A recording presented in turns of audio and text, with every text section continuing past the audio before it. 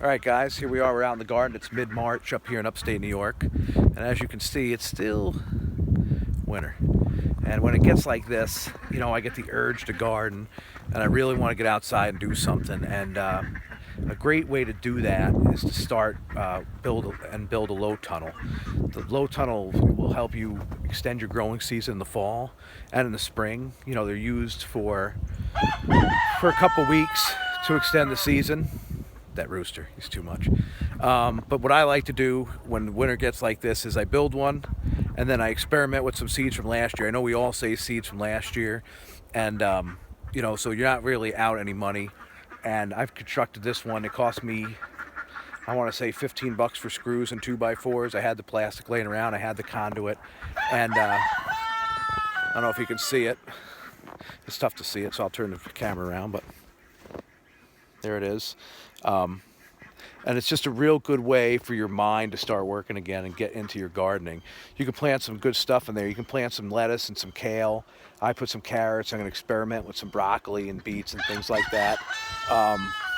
Boy, that rooster. He's not going to be around much longer, I'm going to tell you now. So I experimented with some different things. And it's just a real great way to get your mind working about gardening again and getting into spring when winter just won't give up, So the low tunnel is a lot of fun. You should give it a try. If you're sitting home right now and you're, say, I had enough winter, well, winter's over once you build this.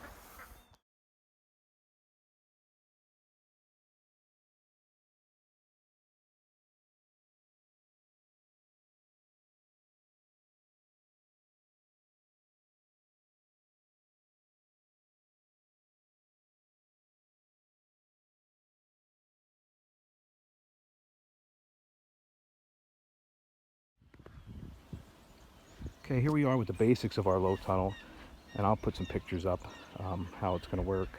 But basically all you have is this plastic conduit. I don't know if you can see it. And then you come down here, underneath these corners we have rebar. Just put in the 2x4 frame, just slipped over. Real simple. You got your arch. So I have 3 2x4s. It's a 4x8 and 4 pieces of conduit. They're like $1 a piece, $1.50 a piece. And then we're going to stretch some plastic over it and staple it, and that'll be your low tunnel.